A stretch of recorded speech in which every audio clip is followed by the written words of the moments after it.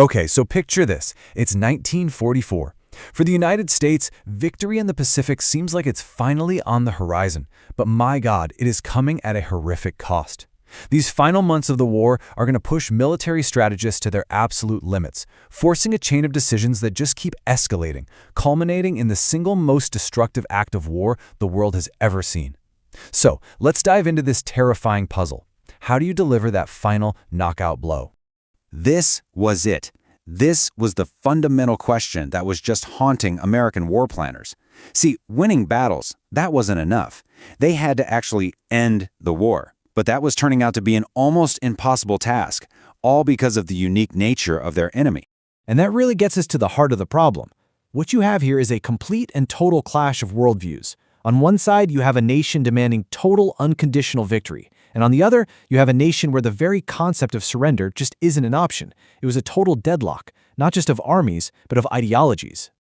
Now, when you look at this, the contrast is just wow. It's so stark. On the left, you've got the U.S. goal, which is pretty straightforward, taken right from the playbook in Europe. Unconditional surrender. That's it. But on the right, you have the Japanese doctrine, which is a whole different universe. It's all tied up in the Bushido Code, where surrender was the ultimate dishonor. So their strategy was simple, and it was absolutely terrifying. Make the Americans pay in blood for every single inch of territory, until the U.S. just lost the will to fight. So, to try and avoid a bloody, full-scale invasion, the U.S. Joint Chiefs of Staff came up with what seemed like a pretty logical two-step plan. First, use your submarines and aircraft to completely cut off Japan's supply lines. We're talking food, oil, raw materials, everything. Choke them out. Second, use your heavy bombers to just pummel their factories from the sky, destroying their ability to make weapons. The hope was that this 1-2 punch would finally break Japan's will to But yeah, it didn't work. Not at all. The blockade definitely caused immense suffering, even starvation, but the Japanese will did not break. And that second part, the bombing, it was a huge disappointment. These brand new B-29 Superfortress bombers, they had to fly at like 30,000 feet to stay safe from enemy fighters. But way up there, Japan has these incredibly powerful jet stream winds that were just scattering their bombs, blowing them wildly off target. It was a failure. So, the big plan is failing. A new commander is brought in to take over the air campaign, a guy named Major General Curtis LeMay. And let me tell you, LeMay had a very, very different and much more brutal idea of how to get the job done. This quote tells you everything you need to know about Curtis LeMay's mindset. He was this tough-talking, cigar-chopping general who believed in one thing: overwhelming force. He figured if precision bombing wasn't working, well, the answer wasn't to be more precise. The answer was to bomb more, bomb harder, and maybe change what you were aiming at altogether. LeMay's new tactic was terrifyingly simple. He was armed with his new weapon, the M69 incendiary bomb, and his logic was, okay, if I can't reliably hit a single factory, then I'll just burn down the entire city that the factory's in. I mean, Japanese cities back then were incredibly dense, packed with buildings made of wood and paper. So these bombs, filled with napalm, were just devastatingly effective. And the result of this new strategy was Operation Meeting House. It was one of the single most destructive air raids in all of human history. In just one night, more than 300 B-29s created a firestorm that just wiped 16 square miles of Tokyo off the map. An estimated 100,000 civilians were killed. But here's the absolutely crucial point. Even after this, and after firebombing 66 other cities, Japan still refused to surrender.